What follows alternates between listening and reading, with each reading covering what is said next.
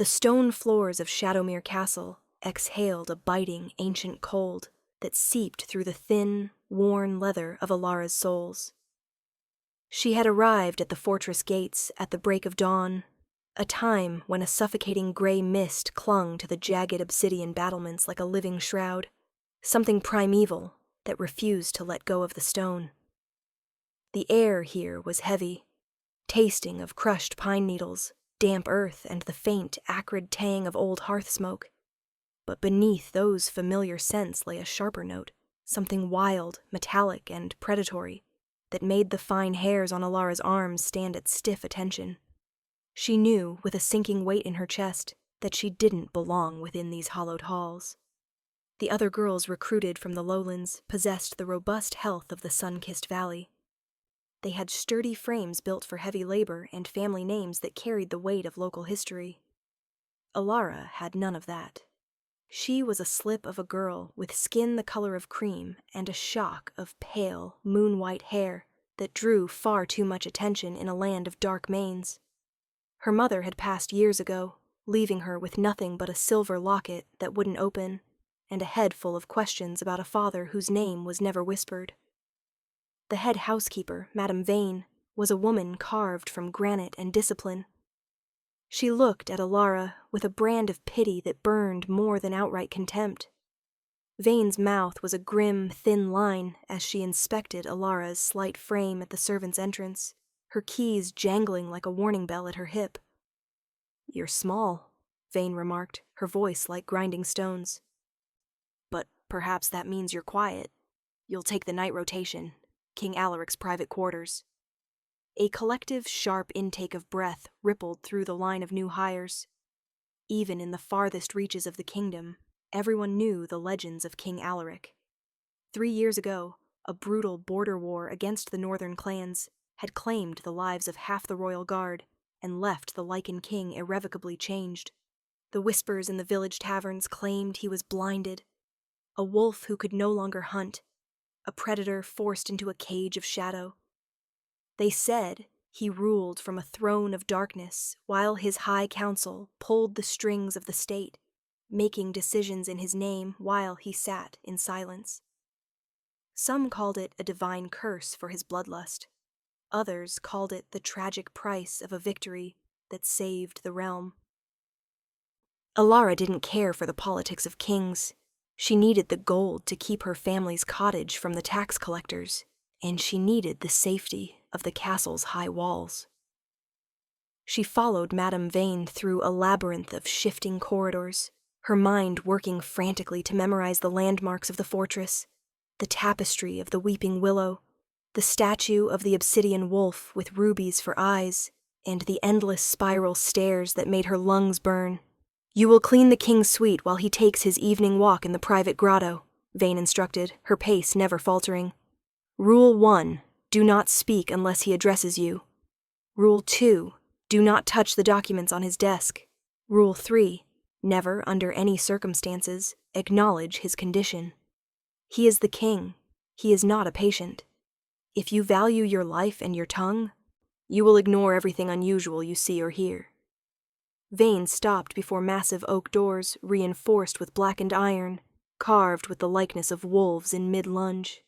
She turned a heavy iron key, the lock clicking with a sound like snapping bone, and pushed Elara inside.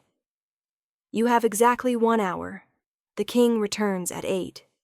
Be gone before the clock strikes, or pray for a quick end." The room was not the lair of a wounded beast Elara had imagined. Instead of cobwebs and neglect, she found a sanctuary of refined power. Warm amber lamplight bathed polished mahogany shelves and thousands of leather-bound volumes. A massive 4-poster bed stood draped in midnight blue velvet, its covers pulled taut with military precision. Maps were spread across a central table, weighted down by silver daggers, covered in bold, aggressive handwriting that seemed to leap off the parchment. The room smelled of cedar, old parchment, and that same wild animal musk Elara had detected at the gates.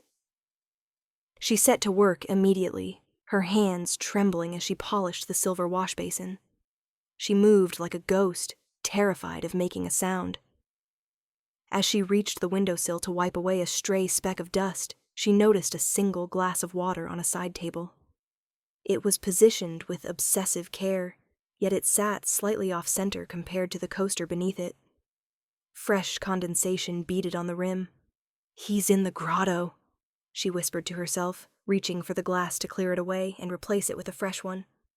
"I wouldn't touch that if I were you." The voice didn't come from the hallway. It came from the darkest corner of the room, near the heavy velvet drapes. It was a low, gravelly rumble, a sound that felt like it was vibrating through the very floorboards. Elara spun so quickly her cleaning rags fell to the floor. A man stood there, emerging from the gloom. He was colossal, his shoulders so broad they seemed to narrow the room. His hair was black as a raven's wing, falling over a forehead marked by a faint, jagged scar. His face was a masterpiece of hard angles and regal stoicism. But it was his eyes that froze her blood, pale, cloudy spheres of silver that stared at a point just above her left shoulder, unblinking and distant. "Your Majesty," Elara stammered, dropping into a deep, clumsy curtsy. I apologize. Madame Vane said you were out. I miscounted the hour." "You're the new one," he said. He didn't move toward her, but his nostrils flared slightly. "What is your name, girl?" "Elara." "Your Majesty." "Elara." He tasted the name, his voice lingering on the syllables. "You are afraid. I can smell the adrenaline in the air. It's sharp, like vinegar. Why are you afraid of a man who cannot even see the face of his servant?" "I need this position, sire. My family depends on the wages. I cannot afford to fail my first night." Alaric moved toward the center of the room with a terrifying, measured grace. One hand trailed lightly along the edge of the bookshelves, a practiced gesture of a man navigating a world of darkness. "Then do not move the glass. I place things with absolute precision. My world is built on the memory of where things lie. If a single item is displaced by a hair's breadth, the illusion of my control shatters. Do you understand?" "I understand. I am sorry, sire."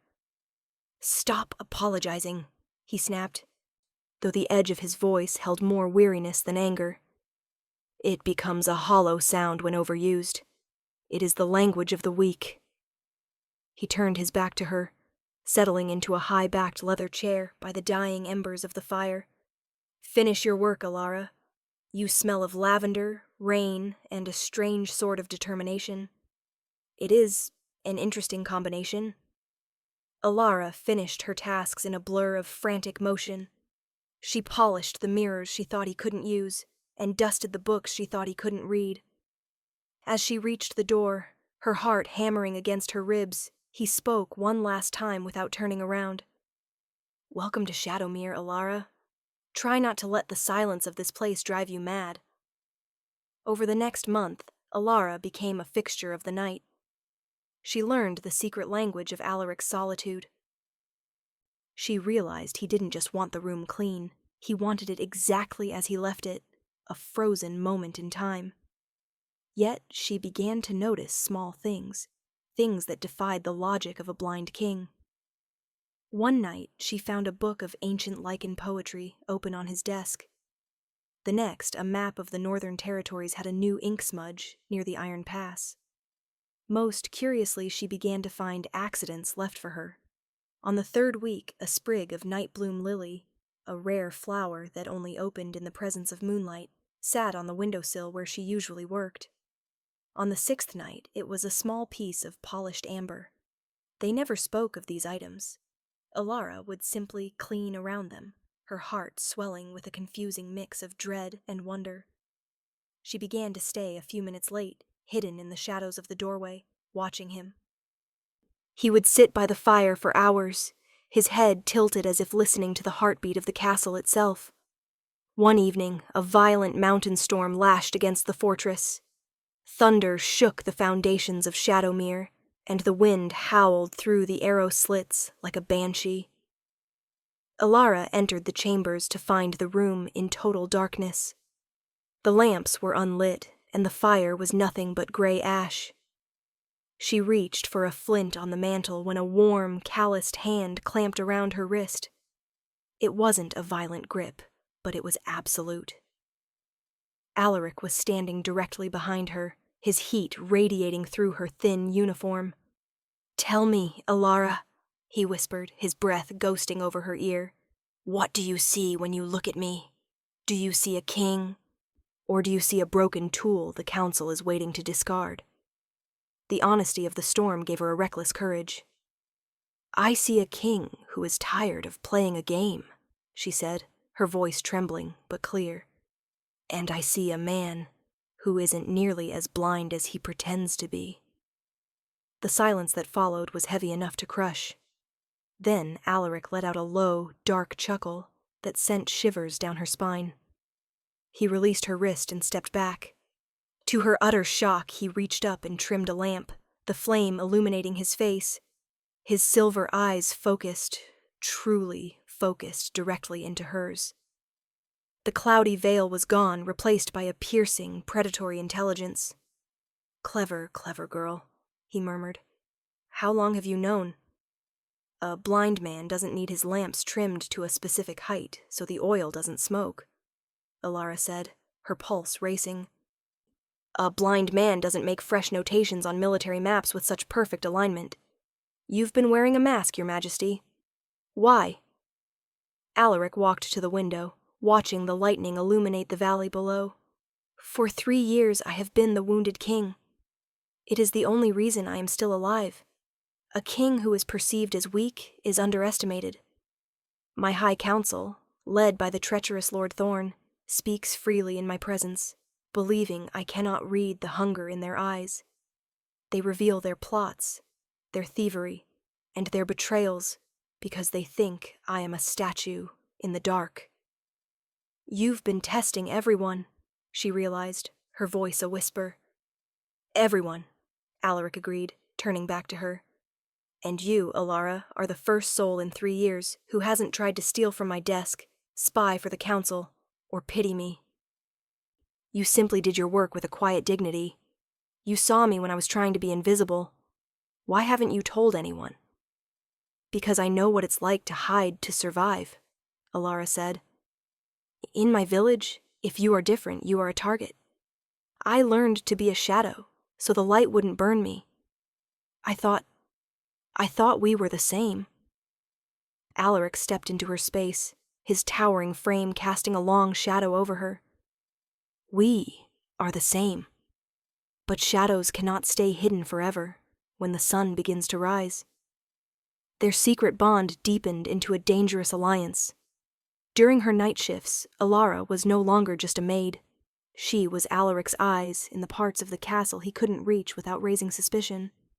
She listened to the gossiping laundry maids, the disgruntled guards, and the whispers in the kitchens. She brought him news of Lord Thorn's secret meetings with the northern ambassadors, men who had been Alaric's enemies in the war. It became clear that Thorn was planning a coup. He intended to use a grand upcoming gala, the Festival of the Silver Moon, to declare Alaric mentally and physically unfit for the throne, forcing him into a monastery, while Thorn took the title of regent. "I need the ledger," Alaric said one night, his jaw set in a hard line. "Thorn has been diverting gold from the Northern Defense Fund into his private accounts. If I can present that ledger to the lesser lords at the gala, his support will vanish. But he keeps it in a safe within the council chambers. I cannot go there without my guards, who are actually Thorn's spies." "I can get it," Elara said. "No, if you are caught, they will execute you for high treason. I will not have your blood on my hands." "They won't catch me," she insisted, taking his hand. It was the first time she had initiated contact, and Alaric froze, his fingers twitching against hers. "I am a maid, Alaric. To them, I am part of the furniture. I know the coal chutes and the servant passages. I am a shadow, remember?" Alaric looked at her, his silver eyes filled with a raw, agonizing conflict. If you do this, there is no going back. You will be my accomplice. If we fail, we die together." "Then let's not fail," she said. On the night of the gala, the castle was a riot of silk, perfume, and false smiles. The music of the violins masked the sound of Elara's breathing as she squeezed through a narrow ventilation shaft above the council chambers. Her skin was stained with soot, and her fingers were raw from climbing the rough stones. She watched from the shadows as Lord Thorn entered the room below. He was a portly man with a cruel mouth, currently laughing with 2 other conspirators. "Tonight, the blind wolf goes to his kennel," Thorn sneered, patting a heavy, iron-bound book on the desk. "And we finally take what is ours." Elara waited until they left for the great hall. She dropped from the ceiling with the grace of a cat, her heart thudding against her ribs. She sprinted to the desk. The lock was complex, but Alaric had coached her for hours on how to trip the tumblers with a hair-thin wire. Click! The ledger was hers. She tucked it into her bodice, the cold leather pressing against her skin. But as she turned to leave, the door creaked open. Madame Vane stood there, her face unreadable. "I knew you were more than you seemed," Vane whispered. Elara froze, ready to bolt. "Madam, please." "Go," Vane hissed, stepping aside and pointing toward the servants' exit. "I served Alaric's father. I know what Thorn has done to this house. Save our king, girl. Run." In the great hall, the tension was a physical weight. Lord Thorn stood on the dais, holding a scroll with the royal seal. "My lords, it is with a heavy heart that I must announce the king's decline. For the safety of the realm, we must appoint a regency. The only thing declining in this room is your lifespan, Thorn." The heavy doors of the hall swung open. Alaric marched in, but he wasn't using a cane. He wasn't trailing a hand along the wall. He moved with the terrifying, explosive speed of a lichen in his prime. The nobles gasped, some drawing their swords in confusion. "You can see!" Thorn shrieked, backing away toward the throne. "I have seen everything," Alaric roared, his voice echoing like thunder. "I have seen your greed, your secret meetings, and your cowardice." "You have no proof," Thorn countered, his eyes darting toward his guards. "You are a liar and a deceiver." "Is this proof enough?" Elara burst through the side entrance, soot-stained and breathless, and hurled the ledger across the floor. It skidded to a stop at the feet of the high priest. "Read the entries from the month of the Iron Pass massacre," she shouted. "Read where the gold for the soldiers' shields really went." The high priest opened the book. His face turned a sickly shade of gray. This is the official seal. Thorn, you've been stealing from the war widows. You've been selling our borders to the northerners." The hall erupted into chaos. Thorn's guards lunged, but Alaric was a whirlwind of steel and fur.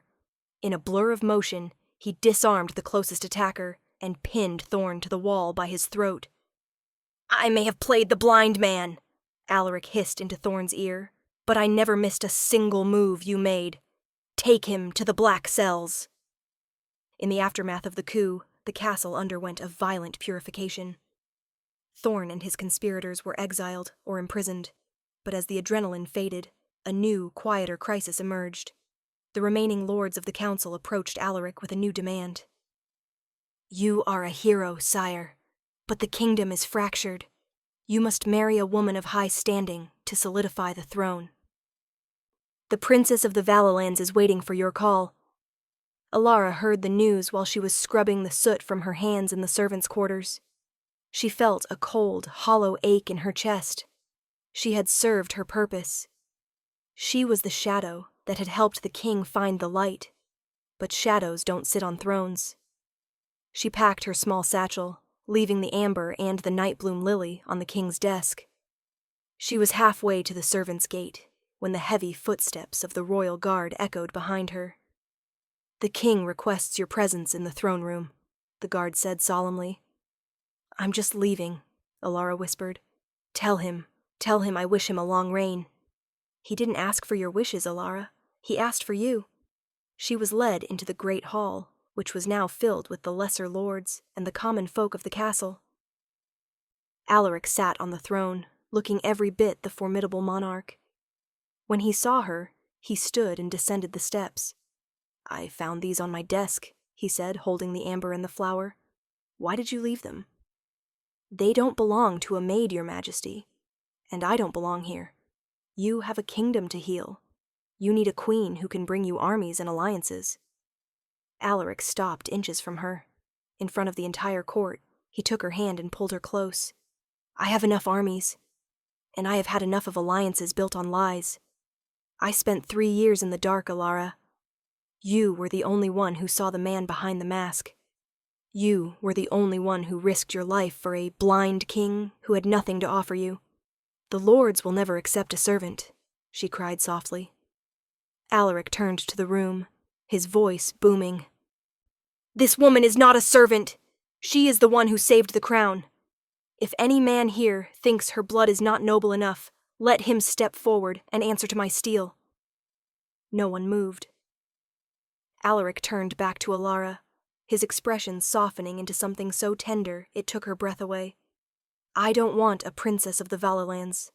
I want the girl who smells of lavender and rain. I want my shadow. Elara, will you stay and help me lead this kingdom into the light?" Elara looked at the man she had grown to love in the quiet hours of the night.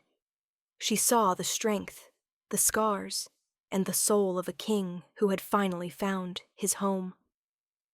"I will," she whispered. "But I'm still not moving that glass of water on your nightstand." Alaric laughed, a bright, genuine sound that filled the hall. He swept her into his arms, and for the first time in 3 years, the sun finally broke through the mists of Shadowmir. The story doesn't have to end here. Our world is vast, and the adventures of Alaric and Elara are just beginning. Subscribe to our channel for more stories delivered straight to you.